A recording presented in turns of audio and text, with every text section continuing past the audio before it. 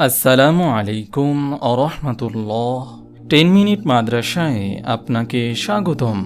উম্মতকে নিয়ে মহানবী সাল্লাল্লাহু আলাইহি ওয়াসাল্লামের 5টি আশঙ্কা। আমাদের প্রিয় নবী সাল্লাল্লাহু আলাইহি ওয়াসাল্লাম তিনি ছিলেন দয়ার নবী, বিশ্ববাসীর জন্য রহমত স্বরূপ। উম্মতের জন্য কোনটা কল্যাণকর আর কোনটা অকল্যাণকর এ নিয়ে আমাদের বারবার সতর্ক করেছেন। নিজের উম্মতকে নিয়ে যেসব ব্যাপারে আশঙ্কা করেছেন সেসব বিষয়ে আগে থেকেই আমাদের সাবধান করে গেছেন। মানুষের কিছু চরিত্র আর অভ্যাসের ব্যাপারে তিনি আশঙ্কা করেছেন, তাই তিনি এগুলো স্পষ্টভাবে বলে গেছেন।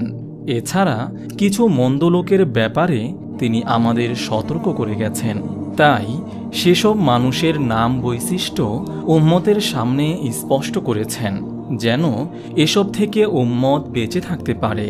উম্মতকে নিয়ে রাসূল সাল্লাল্লাহু আলাইহি ওয়াসাল্লাম যে 5টি আশঙ্কা করেছেন তা হল: নম্বর 1, দুনিয়ার মোহ। দুনিয়ার প্রতি অতিরিক্ত ভালোবাসা এই উম্মতকে গোমরা করে দেবে। এ ব্যাপারে তিনি আমাদের সতর্ক করেছেন। রাসূল সাল্লাল্লাহু আলাইহি ওয়াসাল্লাম বলেছেন, আল্লাহর কসম, আমি তোমাদের নিয়ে দারিদ্র্যের ভয় করি না, কিন্তু এ আশঙ্কা করি যে তোমাদের উপর দুনিয়া এমন প্রসারিত হয়ে পড়বে যেমন তোমাদের পূর্ববর্তীদের উপর প্রসারিত হয়েছিল, আর তোমরাও দুনিয়ার প্রতি আকৃষ্ট হয়ে পড়বে যেমন তারা আকৃষ্ট হয়েছিল, আর তা তোমাদের বিনাশ করবে যেমন তাদের বিনাশ করেছে। সহিহ বুখারী হাদিস নম্বর 3158। নম্বর 2, গোপন শিরিকের ভয়। গোপন শিরিক বা শিরকে খফি অর্থাৎ ইবাদত করবে লোক দেখানোর জন্য, মানুষ দান করবে যাতে তার দানশীলতা নিয়ে আলোচনা করা হয়। আবু সাঈদ খুদরি রাদিয়াল্লাহু তাআলা আনহু থেকে বর্ণিত, আমাদের নিকট রাসূল সাল্লাল্লাহু আলাইহি ওয়াসাল্লাম বের হলেন। আমরা তখন দাজ্জাল সম্পর্কে আলোচনা করছিলাম। রাসূল সাল্লাল্লাহু আলাইহি ওয়াসাল্লাম বলেন, আমি কি তোমাদের এমন বিষয় অবহিত করব না যা আমার মতো তোমাদের জন্য দাজ্জালের চেয়েও ভয়ঙ্কর? বর্ণনাকারী বলেন, আমরা বললাম, হ্যাঁ অবশ্যই। তিনি বলেন, গোপন শিরিক। মানুষ নামাজ পড়তে দাঁড়ায় আর অন্যদের দৃষ্টি আকর্ষণের জন্য সুন্দরভাবে নামাজ পড়ে। ইবনে মাজাহ হাদিস নম্বর 4204। নম্বর 3, নারীদের নিয়ে শঙ্কা।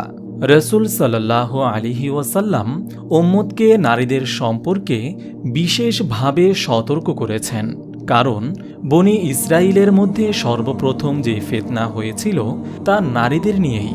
নবী সাল্লাল্লাহু আলাইহি ওয়াসাল্লাম থেকে বর্ণিত, অবশ্যই দুনিয়াটা মিষ্টি ফলের মতো আকর্ষণীয়। আল্লাহ তাআলা সেখানে তোমাদের প্রতিনিধি নিযুক্ত করেছেন। তিনি লক্ষ্য করেন তোমরা কিভাবে কাজ করো। তোমরা দুনিয়া ও নারী জাতি থেকে সতর্ক থেকো, কেননা বনি ইসরাইলের মধ্যে প্রথম ফিতনা নারী কেন্দ্রিক ছিল। সহিহ মুসলিম হাদিস নম্বর 6841। অন্য হাদিসে এসেছে, রাসূল সাল্লাল্লাহু আলাইহি ওয়াসাল্লাম বলেছেন, আমি আমার ইন্তেকালের পর পুরুষদের জন্য নারীদের ফিতনার চেয়ে বেশি কোনো ফিতনা রেখে যায়নি। সহিহ মুসলিম হাদিস নম্বর 6838। নম্বর 4, অনিয়ন্ত্রিত জিহ্বা।